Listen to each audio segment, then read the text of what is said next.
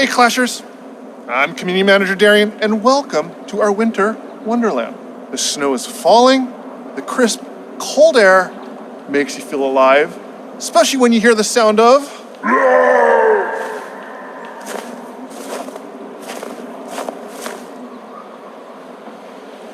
Hi, I'm Game Lead Anal.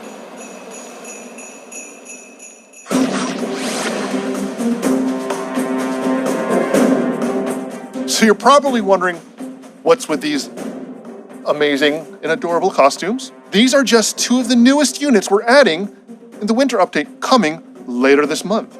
That's right.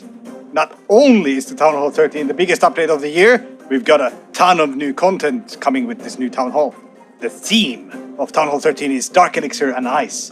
And if you'll notice, the color palette of the buildings is suitably matched to that theme.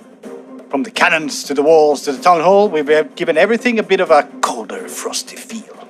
But upgrading the Town Hall isn't all. Town Hall 13 comes with its own brand new signature defense, the Giga Inferno.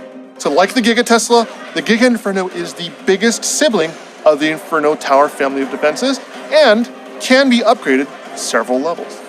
Each new level increases its effectiveness, and when it reaches its max level, it explodes in a freezing hang on, that's not true.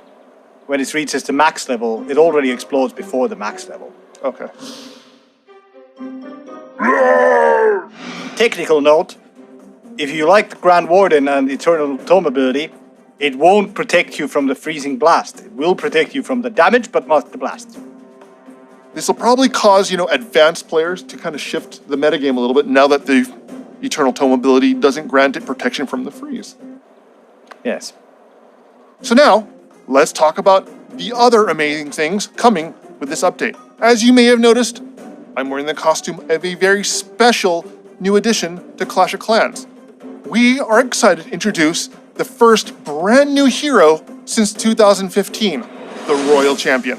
So the Royal Champion is a brand new hero whose fearless tenacity and fierce aggression is sure to rain destruction down on her foes. Hailing from the frosty lands of Town Hall 13, she's leveled using Dark Elixir. But not only does her spear mercilessly clear through troops and buildings alike, her Seeking Shield ability allows her to throw her shield. So the shield will target several defenses and will deal significant amounts of damage to a number of targets regardless of range. And as you may have guessed, we're also introducing another new troop that unlocks at Town Hall 12, the YaYaT. The YaYaT is a powerhouse of a unit that brings a new, interesting mechanic to your offensive and defensive strategies. On his back, he carries a large bundle of YaYaT mites, and although the YaYaT has strong close-range attacks, when the YaYaT takes damage, the YaYaT mites will jump out and seek revenge against the attackers. The YaYaT can't go over walls, but the YaYaT mites can, and finally when the YaYaT is defeated, a bunch of YaYaT mites will come out of the backpack when it falls, and also swarm the defenses. So that explains why Ano is dressed like a giant free I blueberry. wonder who wrote this script. I blame the writers. I claim no credit. So of course, we also had to introduce a brand new siege machine in the update for those who reached Town Hall 13. The all-new Siege Barracks is an entirely new kind of siege machine. So the Siege Barracks don't fly or drive towards any particular target like the previous siege machines do. Instead, you drop it like you would your regular clan castle troops. The barracks will gracefully parachute down from the sky, and, like a circus car full of clowns all cramped together, the barracks will begin to deploy its payload.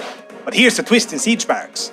You don't actually need to have clan castle troops inside it to actually get it to deploy troops. It has troops of its own. And when you deploy it, there's a hit point bar, and the hit point bar will start ticking down, and the barracks will release its pre-selected troops. And finally, when it gets destroyed, then the clan castle troops will come out. You can also deploy clan castle troops whenever you want by tapping the button again. We've got one last new unit coming with the Town Hall 13 update, a brand new defense, the Scattershot. So the Scattershot is a defense that does exactly what the name describes. It launches projectiles that break apart after hitting the target it's aiming at. The fragmented shrapnel will then do a cone-shaped blast damage that will deal additional damage to the units behind the initial target, kind of similar to like a shotgun.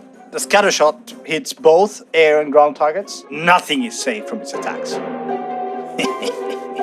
So apart from these exciting new units, we've got a bunch of other brand new stuff you'll be able to upgrade in the update as well. So several buildings will be receiving upgrade levels for your Town Hall 13. Also, multiple troops will get new levels once your lab is fully upgraded. We also know you've been dying to see what the brand new walls look like for Town Hall 13, so feast your eyes on these beauties. So if you haven't already noticed, the new defense levels and walls are all thematically matched with the aesthetics of Town Hall 13. We've also got a bunch of new quality of life improvements, like additional tweaks we're making to the clan recruitment tool that we announced last week. We are making a small tweak that people have been asking for.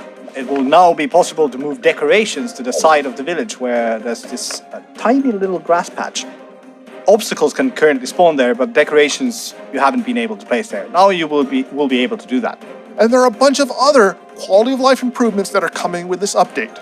So make sure when the update is released, you read the patch notes for the full details. So that wraps up the exciting details of the Town Hall 13 update. Make sure you read the full patch notes when the update's released. And until then, guys, clash on!